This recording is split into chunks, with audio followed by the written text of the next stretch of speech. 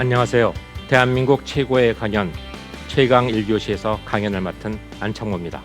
저는 경기대학교 건축학과 교수로 근대 도시건축 관련 연구와 강의를 하고 있습니다. 오늘 제가 드릴 얘기는 청와대 터에 관한 것입니다. 오랫동안 금단의 땅이었던 청와대가 시민의 품으로 돌아왔습니다. 예상하지 못한 방법으로 열렸지만 청와대 터의 주인은 사실 우리들입니다. 그래서 오늘은 주인된 자세로 오랫동안 방치됐던 천년의 역사를 살펴보고 지금 이후 우리가 청와대 터와 어떻게 지내야 할지 고민하는데 조금이나마 도움이 되는 말씀을 드리고자 합니다. 그래서 오늘 강연 주제는 청와대, 금단의 땅이 열리다입니다.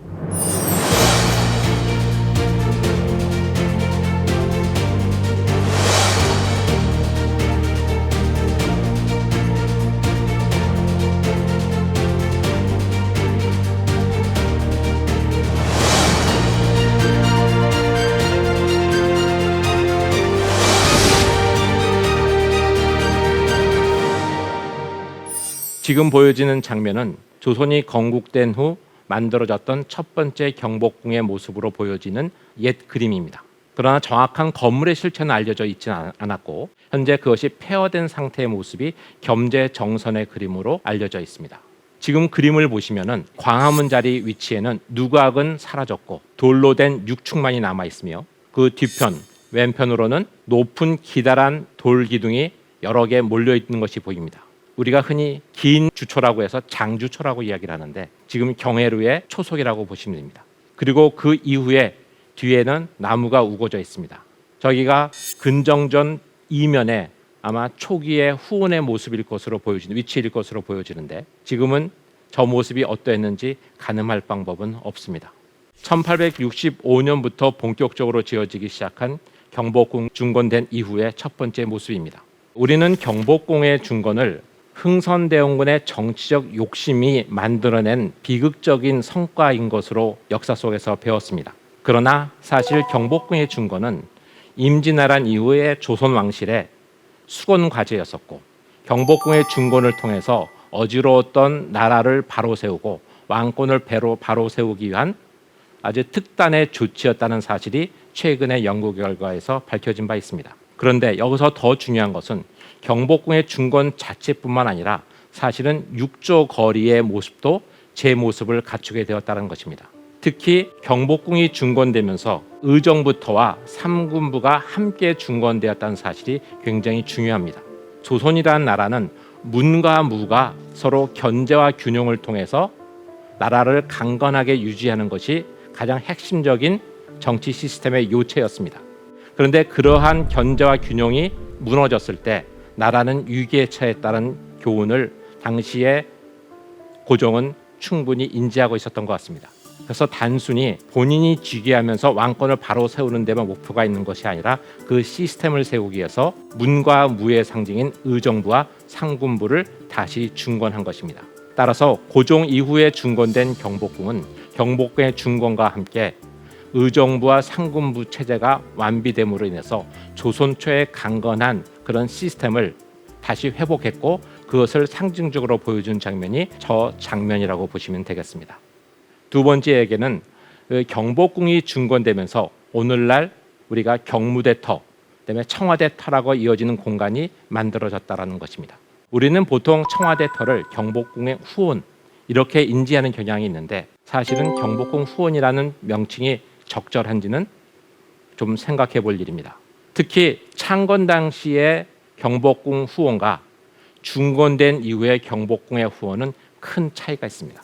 우리는 보통 오늘날 경복궁의 경력을 설명할 때 경복궁 궁역의 북문이라고 하는 신무문 북쪽과 그 안쪽을 구분합니다.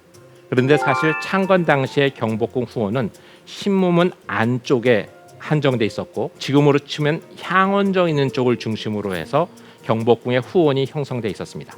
그리고 신무문 바깥쪽 북쪽이죠. 북쪽은 경복궁의 국력이 아니었습니다.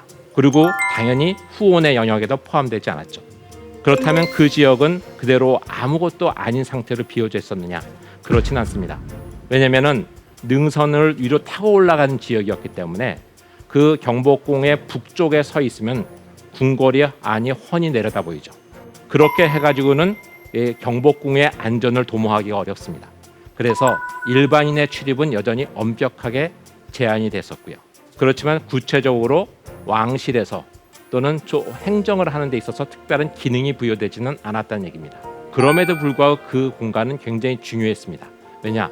거기에서는 왕에게 신하가 충성을 맹세하는 회맹제가 열리는 바로 그곳이 신무문 밖에 위치했기 때문입니다.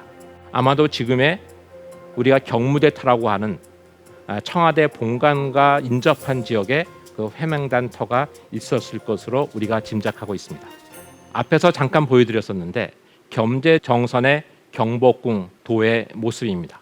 이 그림에서 우리는 광화문의 흔적, 경례의 흔적, 조선초 창건 당시에 우거진 숲으로 되어 있는 그 후원의 영역을 볼 수가 있습니다. 자, 그런데 이게 이러한 모습과 현재 고종 때 중건된 이 경복궁의 영역 속에서 후원은 어떤 곳에 위치했는지 살펴볼 필요가 있습니다. 신무문 바깥에 있는 우리가 지금 현재 청와대터라고 말하는 부분, 바로 그 부분이 경복궁의 궁역으로 새롭게 조성이 됩니다.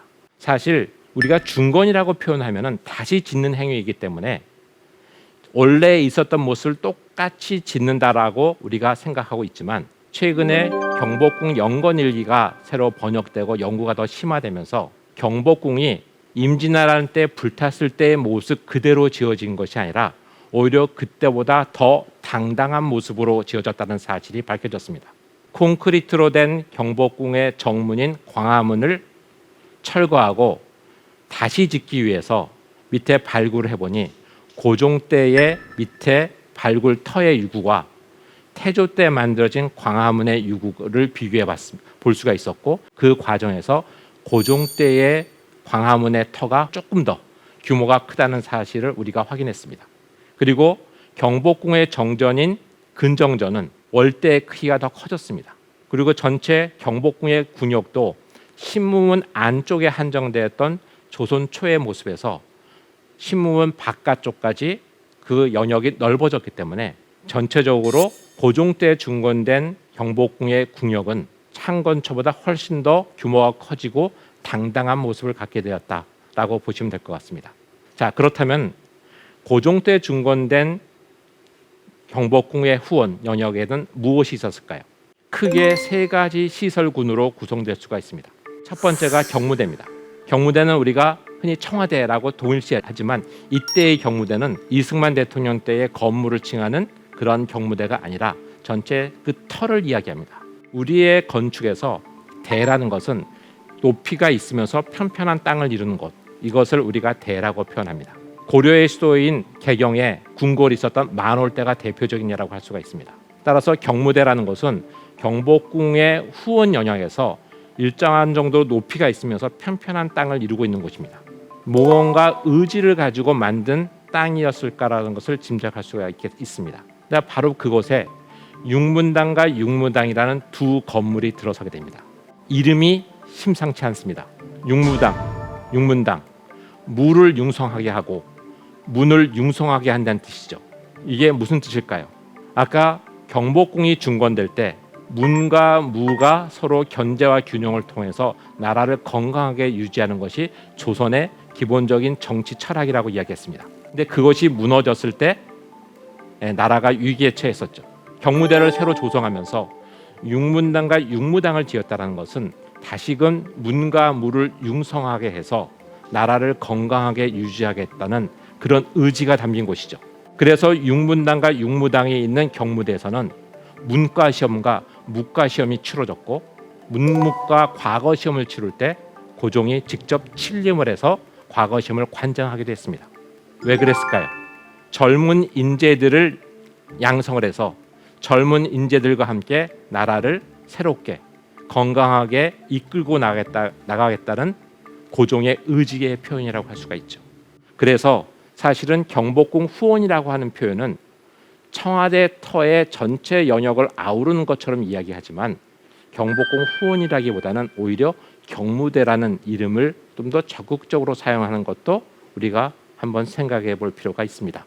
자, 그렇다면 조선 초에 창건되었던 그 후원 영역은 아무 역할이 없었을까요? 그렇진 않습니다. 신무문 안쪽에는 지복제라고 하는 왕의 도서관이 있는데 그곳에서는 서양의 여러 공사, 영사들을 접견하는 장소였었습니다. 그리고 건천궁은 고종이 국정을 살펴보는 편전의 역할도 수행했었습니다.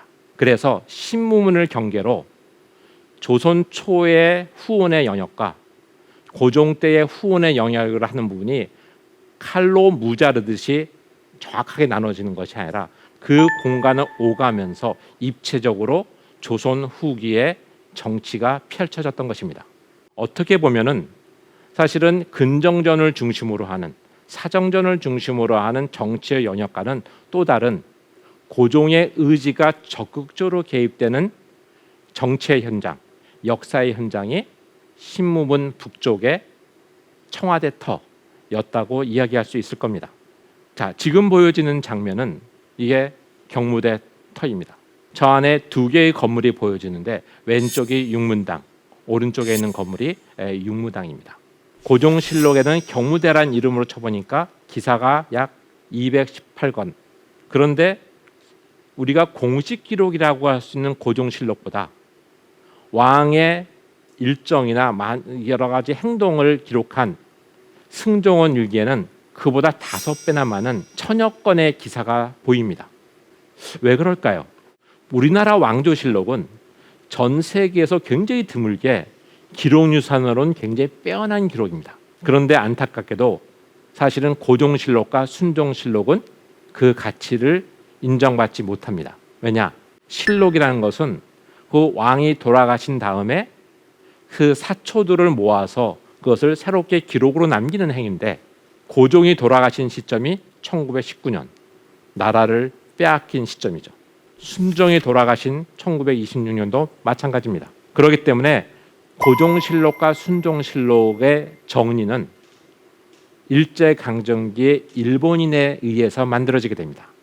일본인 또는 관변학자에 의해서 정리되다 보니 사실은 고종과 순종에 대한 정확한 평가가 이루어졌다고 보기가 어렵습니다. 고종이 꽤 훌륭했거나 꽤 능력 있는 왕이었다라고 하면은 사실은 일본이 한반도의 강점이 설명이 안 되죠. 그래서 일본의 입장에서는 고종은 무능해야 되고 고종이 새롭게 시켰던 근대 국가 대한제국은 형편없는 나라로 기록되어야지 되는 겁니다. 그래서 고종이 나라를 바로 세우겠다는 의지가 굉장히 강력하게 반영된 경무대 터의 역사는 사실은 고종실록에서는 중요하게 다뤄질 수 없었던 거죠. 그래서 경무대 터가 가지고 있는 그 역사성, 가치를 제대로 드러내기 위해서는 고종실록 자체에 대해서 초점을 맞추는 것보다 그 주변에 사라진 기록들을 찾고 여러 가지 기록들을 종합적으로 검토하는 것이 굉장히 중요합니다. 세 번째 이야기는 경복궁과 경무대 터가 어떻게 소멸되고 그곳에 총독관저가 건설되었는가 하는 이야기입니다. 일제강점이 공식적으로 시작되기 전인 이미 5월달에 1910년 5월달에 경복궁의 정각에 대한 매각이 본격화됩니다. 그리고 1915년에는 조선물산 공진회가 개최됩니다. 공진회는 일종의 박람회 같은 건데요. 박람회라는 것은 기본적으로 일종의 상품 시장입니다. 도성 한복판, 그것도 옛 궁궐에서 개최가 된 것입니다. 이거는 정상적인 국가에서는 일어날 수가 없습니다. 왜 이런 일이 일어났을까요?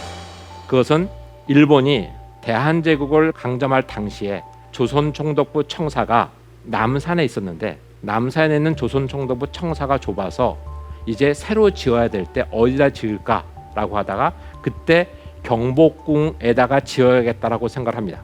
그러면 경복궁에다 지어야 됐다는 시점이 언제냐? 1916년입니다.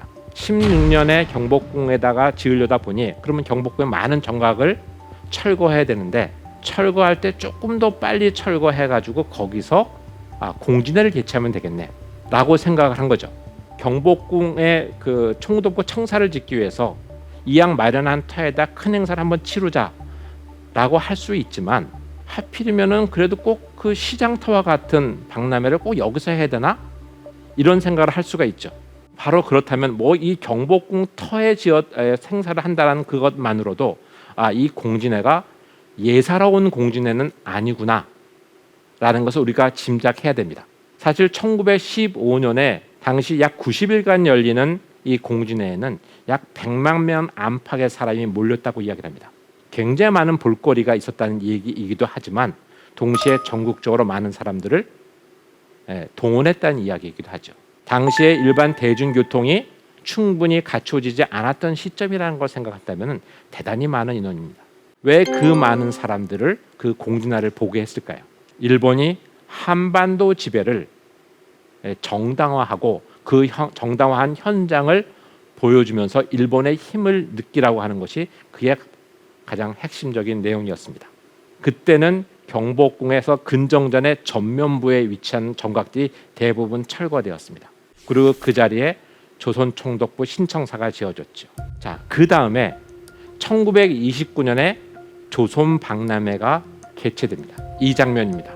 1915년에 조선물산공진회는 근정전 앞부분 광화문이 있는 쪽까지에서 열렸는데 29년에 열린 박람회는 지금의 민속박물관을 주출입구로 해서 경회릉까지 이어지는 곳이 주 전시관이고요. 그다음에 지금 우리가 경무대 터라고 하는 청와대 터라고 하는 그곳에는 어린이를 위한 유희장이 만들어졌습니다. 1929년에 저 유희장을 만들기 위해서 경무대 터에 있었던 육문당과 육무당을 일반에 매각해서 일본인 사찰에 그 두 건물을 사용하게 만든 겁니다. 그러면서 역사의 현장에서 육문당과 육무당이 사라진 것이죠. 그러면은 짧은 기간 동안에 열리는 특별 행사였던 박람회가 끝나고 나면은 그 빈터는 어떻게 사용되었을까요? 그 빈터는 일반에게 개방이 됩니다. 마치 지금 청와대가 일반인한테 개방되는 것처럼. 당시의 동아일보나 조선일보에는 당시에 개최되었던 여러 행사 중에서 가장 초점을 맞춘 행사가 유치원의 행사가 경무대 터에서 열렸다는 기록이 있습니다. 당시에 조선과 동아는 경쟁 관계였던 것 같아요. 한 신문사가 유치원 아이들을 위한 운동회라든지 각종 행사를 주로 개최하니까 또 다른 곳에서는 부인들을 대상으로 하는 행사를 엽니다. 그리고 각종 운동회나 집회를 만들게 되는 거죠. 그러면서 당시에 고종이 근대국가 건설을 위해서 나라를 바로 세우기 위해서 의도적으로 만들었던 경무대의 현장은 철저하게 그 역사가 지워지게 됩니다. 자, 두 차례의 굉장히 중요한 그 행사가 경복궁의 주 공간을 사라지게 만들었고 경무대 턱까지 사라지게 만들었습니다. 그렇다면은 그 두 번째 행사인 경무대 터로 사라지게 한 이후에 한동안은 일반인한테 유희장으로 제공된 다음에는 어떻게 되었을까요? 1939년이 그 역사의 현장입니다. 1939년에 조선 총독 관저가 경무대 터에 만들어지게 됩니다. 그런데 1939년이란 시점이 중요합니다. 1939년은 그야말로 전시익 체제가 한참 무르익을 때죠. 1931년에 만주사변을 일으키고 괴뢰정부인 만주국을 세우고 1937년엔 중일전쟁을 일으킵니다. 중일전쟁은 1939년에 독일 나치가 일으켰던 유럽 2차 세계대전보다 먼저 일으킨 전쟁입니다. 따라서 그때는 일본의 군국주의가 한참 기승을 부리던 때입니다. 한창 기승을 부리던 때에 총독부를 1926년에 경복궁으로 옮겨놓고 한동안 남산에 총독 관저를 사용하던 조선 총독부가 총독 관저마저 경무대 터로 옮기게 되는 거죠. 그러면서 전시 체제하에서 군국주의 체제의 한반도의 신정부가 그 모습을 완비하게 되는 겁니다. 왼쪽에 보이는 저 청사진이 조선 총독 관저가 지어졌을 때의 배치도와 주변의 현황입니다. 오른쪽에 현재의 항공 사진을 통해서 그 위치를 비교해 볼 수가 있는데요. 그 총독 관저가 위치했던 곳이 지금의 청와대 관저와 녹지원과 그 언저리 부분이라는 것을 우리가 알 수가 있습니다.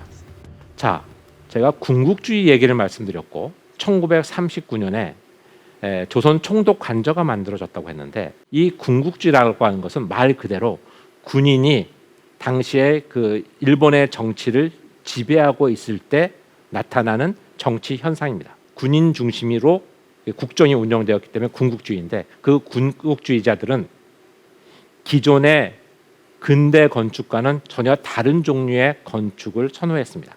사실 일본은 탈아입구라고 해서 근대기의 중요한 국가적 정책의 목표는 하루빨리 자신의 오래된 전통을 구질구질한 전통을 버리고 서양화되는 것이 목표였습니다.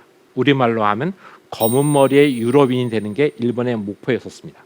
그래서 자신들의 것들을 부끄럽게 여기고 버리고 당시의 선진국이라고 할 수 있는 유럽의 건축과 모든 시스템을 도입을 했는데 전시 체제에 들어가면서 일본이 승승장구하면서 이게 우리 것이 그들 것보다 못날 게 뭐야 라고 하는 과잉 자신감이 그게 군국주의 하에서의 건축에서 나타나기 시작하는데 그러한 건축 양식을 재건 양식이라고 합니다.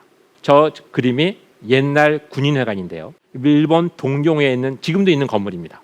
몸체는 근대 건축, 서양 건축이지만 지붕은 동아시아 지역에서 보편적으로 사용하는 기와 지붕의 형태를 가지고 있습니다.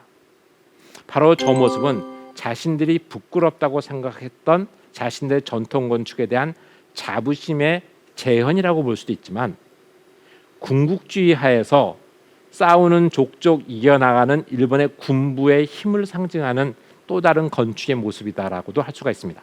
바로 그러한 모습이 총독 관저의 모습에도 그대로 반영이 되어 있습니다.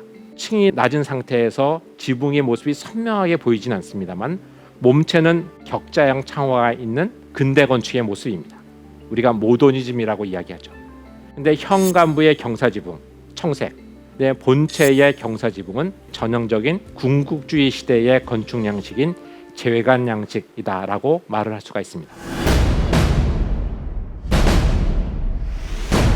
일본의 군국주의를 상징하는 저 총독 관저가 1945년에 해방이 되면서 우리의 역사에서는 전혀 다른 용도로 사용되게 됩니다. 총독 관저가 대통령의 관저로 이야기되면서 총독 관저가 경무대란 이름을 가졌다가 다시 청와대로 이름이 바뀌게 되는 그 과정을 말씀드리도록 하겠습니다. 1945년에 일제로부터 해방이 되지만 우리가 바로 독립된 국가를 세울 수 있는 상황이 아니었기 때문에 군정청의 책임자였던 하지 중장이 총독 관저를 자신의 직무 공간으로 사용하게 됩니다. 그러다가 우리가 저 건물을 사용하게 된 것은 1948년에 대한민국 정부가 수립되면서부터죠. 근데 1945년에 저 건물을 사용하게 된 이승만 대통령의 집권이 장기화되면서 조선시대 때의 경무대라는 지역명이 대통령의 직무공간의 이름으로 되면서 그것이 곧바로 장기 집권, 독재를 연상시키는 단어가 되어버리고 맙니다. 게다가 이승만 대통령은 1960년 4.19 혁명 때 강제로 물러나게 되죠. 그리고 나서 4.19 혁명 이후에 새로 집권한 민주당 정부에서 대통령이 된 윤보선 대통령이 저 건물을 사용하게 됩니다. 그런데 당시에 4.19 혁명으로 집권한 민주당 정부의 대통령이었던 윤보선 대통령의 입장에서는 경무대란 이름이 탐탁치 않았습니다. 우리가 그 이유를 쉽게 짐작할 수 있죠. 독재자를 연상시키는 경무대의 이름을 민주의 상징이라고 할 수 있는 자기 정부에서 사용하고 싶지 않았던 겁니다. 그래서 윤보선 대통령은 그 이름을 바꾸겠다고 생각합니다. 그런데 그 이름을 어떻게 바꾸느냐, 이게 이제 핵심이겠죠. 처음에는 두 가지 이름이 그 후보자였던 것 같아요.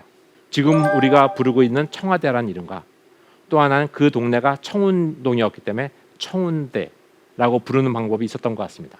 그래서 그 이름을 고민하다가 두 개 중에서 청와대라는 이름을 사용하겠다고 결정하게 됩니다. 그 결정 과정은 알려진 바가 없습니다. 근데 당시의 신문 기사에 보면은 경무대 관저를 청와대로 이름을 바꾸겠다라고 하는 기사가 실리죠. 경무대를 청와대로라고 하는 제목의 기사에서 그 뒷부분의 기사를 보면 청와대란 이름의 유래는 당 관저, 현재 대통령이 쓰고 있는 관저의 지붕이 푸른색이어서 그 푸른색이 평화도 상징하고 그러니 청와대로 하면 좋겠다라고 해서 이름을 지었다는 겁니다. 얼핏 보면은 청화라는 것은 조선시대 때 궁궐의 주요한 정각에 유약을 발라서 만든 고급 기와이기 때문에 그 청화라는 데서 이름이 유래됐겠구나 내가 생각할 수 있지만 사실은 그렇지 않았다는 거죠. 당시에 대통령 관저로 사용하고 있던 건물의 기와가 청화였기 때문에 그래서 이름을 청화대로 했다라는 건데, 그러면 어떤 문제가 있습니까? 당시의 청화는 조선 총독 관저의 지붕 기와라는 거죠. 그러면 이제 황당한 상황이 벌어지는 거죠. 한동안 우리가 누구도 거부할 수 없는 우리나라 대통령의 집무 공간의 이름이 조선 총독 관저의 지붕 재료에서 따왔다라는 게 되잖아요. 자, 지금 보여지는 저 칼라 사진에서 지붕의 기와의 색깔을 보십시오. 저게 녹색으로 되어 있죠. 그래서 청화고 이름이 청화대가 됐다라는 겁니다. 자, 그러면 저 이름이 타당한 걸까요? 당연히 타당하지 않죠. 근데 1961년에 윤보선 대통령 시절에는 저 이름이 적절한지에 대해서 고민이 별로 없었던 것 같습니다. 오랫동안 우리는 그리고 저 이름에 대해서 의심하지 않았습니다. 굉장히 잘못된 근거에 뿌리를 두고 있음에도 저 건물은 지금 사라지고 그 건물의 일부 흔적만 저 건물이 있었던 터에 남아 있습니다. 지금 저 건물의 평면을 보면은 저 건물이 2층 건물인데요. 1층은 기본적으로 집무 공간이기 때문에 서양식으로 구성되어 있지만 2층은 주택의 용도로 사용되었기 때문에 일본식의 공간 구조로 갔습니다. 사실은 1960년대에 이 청와대는 굉장히 중요한 결정적 변화의 순간을 맞이하게 됩니다. 1948년에 이승만 대통령이 그 공간을 사용하고 1961년부터 윤보선 대통령이 잠깐 사용하다가 1963년부터는 박정희 대통령이 사용을 했지만 그때까지만 하더라도 청와대는 오늘날 생각했던 것처럼 금단의 땅까지는 아니었습니다. 대통령의 집무 공간이자 숙소였기 때문에 굉장히 보안이 철저하게 되긴 했지만 일반인들이 그 근처까지 가볍게 접근할 수 있었어요. 근데 1968년 1월 21일 우리가 흔히 말하는 1.21 사태가 일어나면서 청와대는 완벽하게 고립됩니다.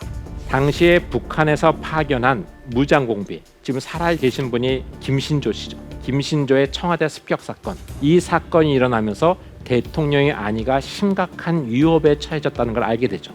그래서 당시에 대통령의 안전을 위해서 특단의 조치가 취해지는데, 오늘날 우리가 관광도로로 알고 있는 북악 스카이웨이, 그것이 사실은 김신조의 침투 루트를 막기 위한 또다시 있을지도 모르는 유사시에 대비해서 만들어진 방어막 중의 일부였습니다.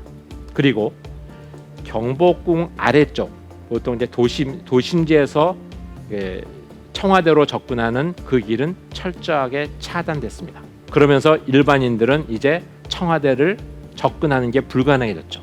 심지어는 청와대를 향해서 사진 촬영하는 것도 엄격하게 금지됐고, 도심지에서 높은 빌딩에서는 청와대를 향한 쪽에서는 창문이 철저하게 가려지기도 했습니다. 그래서 1.21 사태로 인해서 가뜩이나 군사 정부가 장기 집권하면서 곤부화돼가는 것에 냉전 체제가 청와대의 고립을 심화시켰던 것입니다. 지금 보시는 사진은 1960년대 말에 사진작가 김한용 씨가 촬영한 사진인데요. 청와대 영역을 빨갛게 박스로 친 부분을 좀 확대해서 보면은 숲속에 숨어 있는 당시의 이름 청와대 구총독관저의 모습이 보여지고 주변에는 아무것도 없습니다. 저 상태가 1980년대 말까지 이어졌던 거죠. 자, 그런데 사실 저것은 숲속에 이렇게 거의 이렇게 묻혀 있다시피 했기 때문에 일반인의 눈에는 거의 띄지 않는 곳이었습니다. 그런 상황 속에서 1980년대 말에 88 올림픽을 거치면서 당시의 대통령이었던 노태우 대통령이 이에 올림픽을 개최할 정도의 경제력을 가진 나라가 됐는데, 우리나라가 아직도 우리가 옛날 조선 총독관저의 집을 대통령 관저와 집무공간으로 쓴다라는 사실이 좀 창피했던 것 같아요. 그리고 외국 사람들이 방문하게 되면 그 공간을 보여주는 것이 마땅치도 않았고요. 그래서 대통령 관저와 집무공간을 다시 짓겠다고 결심을 하게 됩니다.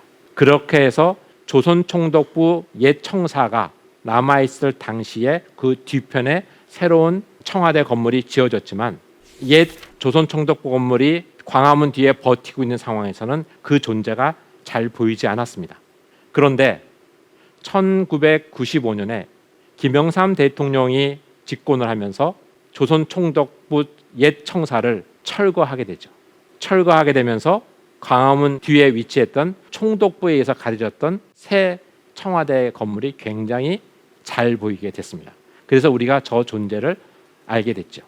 그런데 사실은 저 청와대가 저기에 있다라는 게 과연 적절할까요?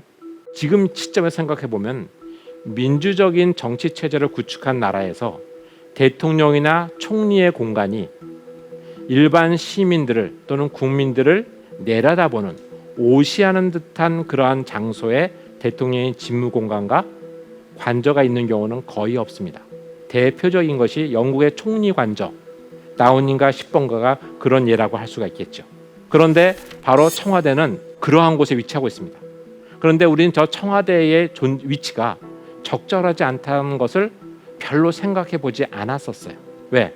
너무나 오랫동안 대한민국 정부가 출범하면서부터 대통령의 집무공간으로 사용돼 왔었기 때문에. 그래서 저 공간을 이제 어떻게 할 것이냐라는 문제를 가진 사람들이 나타나기 시작하면서 저 청와대 공간을 비워줘야 되지 않느냐 하는 얘기들이 스물스물 나오기 시작했습니다. 여러 차례의 시도가 있었지만 그 시도는 사실 성공적으로 이루어지지 못했었죠. 자, 그러다가 지금 저 청와대 건물이 이제 우리한테 활짝 열린 겁니다. 이제 누구라도 마음만 먹으면 저 청와대 안에 들어가 볼 수가 있습니다. 이제 금단이 풀린 거죠. 자, 그러면 저 안에 청와대는 어떠한 모습으로 지어졌고 어떠한 공간으로 채워져 있으며 어떠한 역할을 해왔을까요? 지금 보시는 사진 속의 장면이 청와대 본관의 모습입니다. 사실 우리가 청와대라고 하는 거 하나의 이름으로 부르지만은 우리가 청와대 하면 떠오르는 가장 중요한 건물군은 크게 청와대 본관, 그다음에 청와대 관저, 그다음에 춘추관, 그리고 영빈관으로 구성이 됩니다. 4개의 건물로 구성이 되는데 그 중에서 가장 핵심은 본관이겠죠. 본관에서 보면 가운데에 정면이 보이는 건물이 대통령의 집무 공간이 있는 본관이고요. 양쪽에 측면이 보이는 건물 중에서 오른쪽에 보이는 건물은 충무실, 충무공 이순신으로부터 이름을 딴 것 같아요. 왼쪽에 보이는 것은 세종실입니다. 이것이 아마 문과 무를 상징하는 그 문의 상징이 세종대왕, 무의 상징이 아마 이순신 장군이라고 생각하기 때문에 세종실과 충무실을 둔 것 같습니다. 저 청와대를 딱 들어서게 되면은 이제 계단을 만나게 되고 계단을 타고 올라가게 되면은 우리 한반도의 금수강산 그림이 있고요. 그 위를 보게 되면 천상열차 분열 지도라는 그림이 있습니다.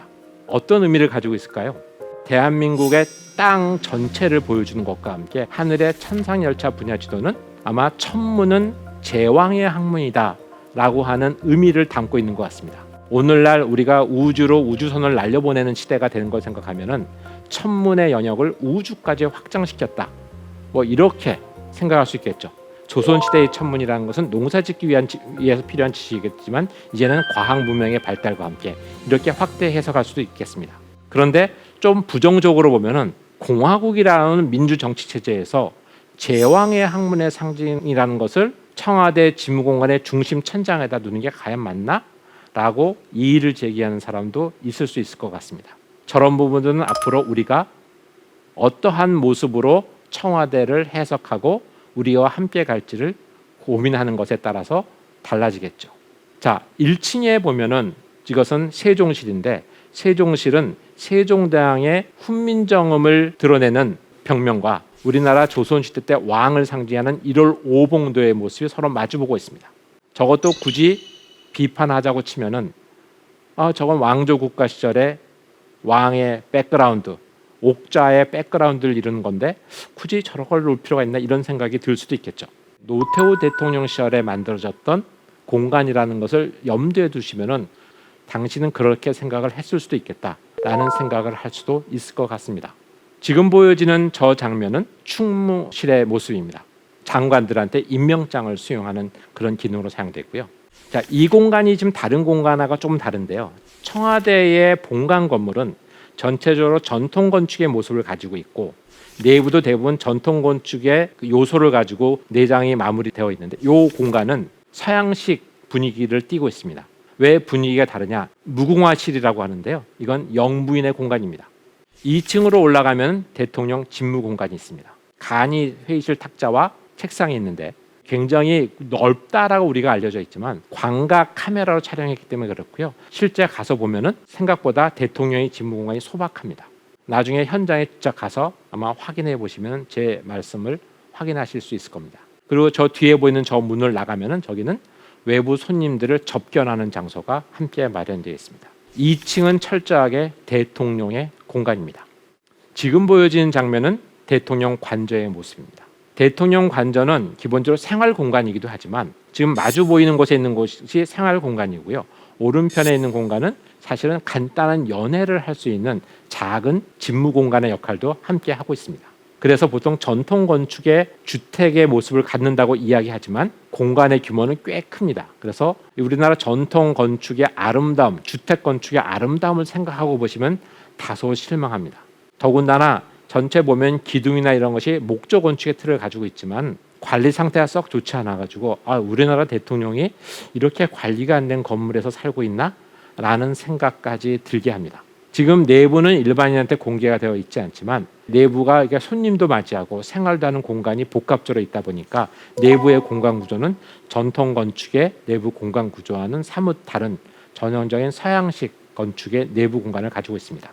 이 건물은 대통령의 집무 공간 역할 중에서 굉장히 중요한 기능을 수행하는 기관이죠. 대통령의 메시지가 언론사를 통해서 국민들한테 전해지니까요. 춘추관의 모습입니다. 이 춘추관에서 특이한 것은 지금 보이신 장면 쪽으로 들어가는 곳은 일반 언론사들이 들어가는 곳이고요.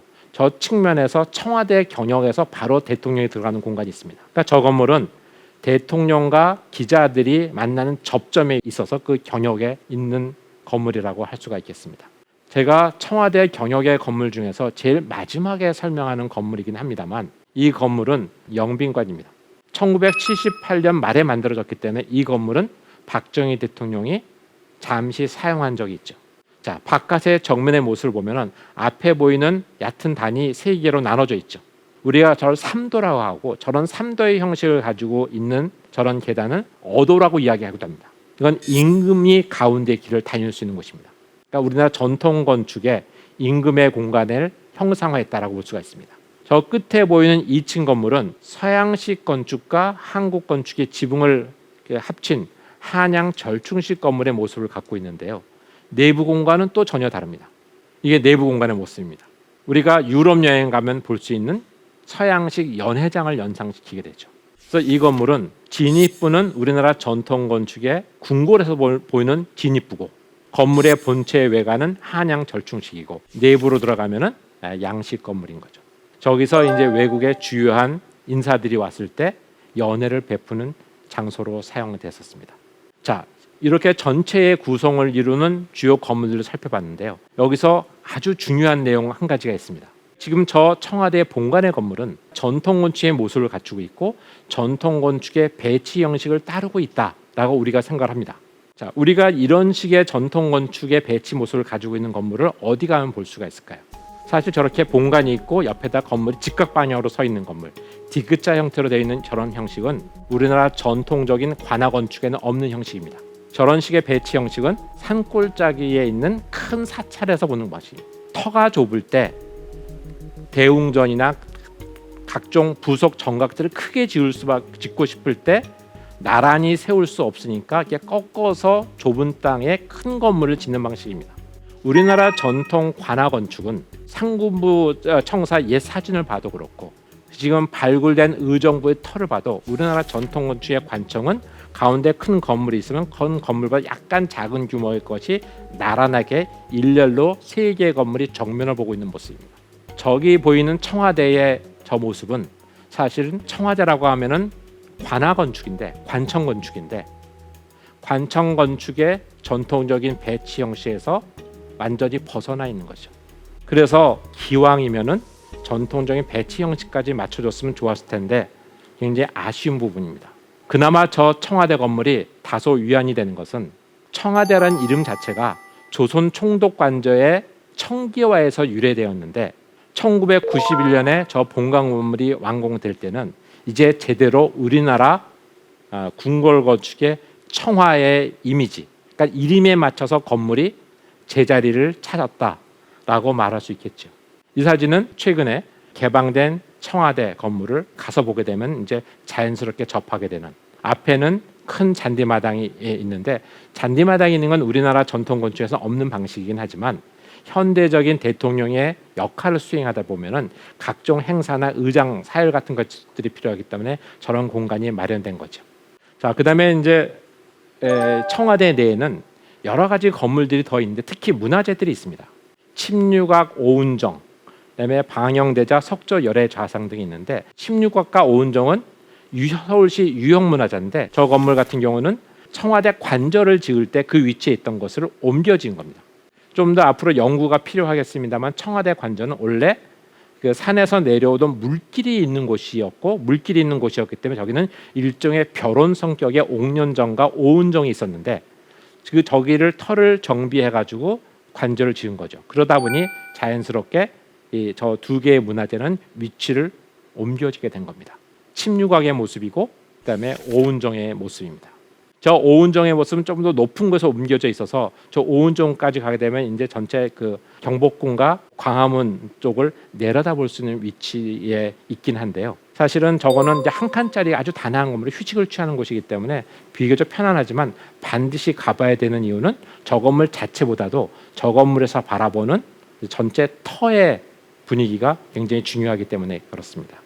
여기에 있는 그 방영대자 열애자상의 경우는 원래 경주의 남산에 있었던 문화재인데, 이 문화재를 데라우치 총독한테 누군가가 잘 보이려고 갖다 바쳤었는데, 그때는 남산에 총독관제 저게 있었기 때문에 남산에 있다가 총독관제를 39년에 지으면서 이쪽으로 옮겨온 겁니다.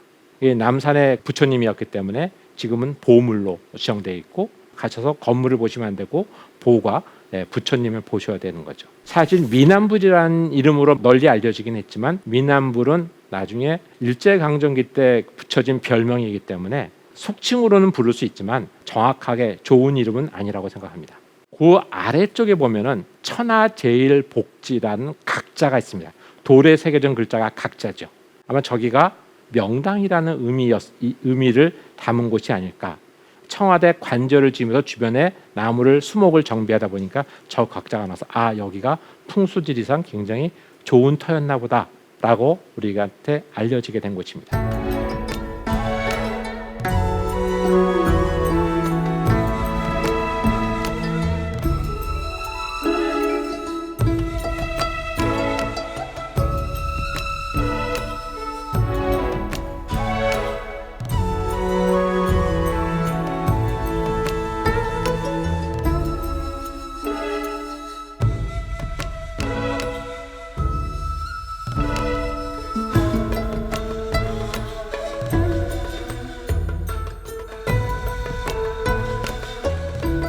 그다음에 문화재는 아니지만 청와대에서 외부 손님들을 맞이할 때 사용하기 위해서 지은 상춘자라는 건물이 있습니다.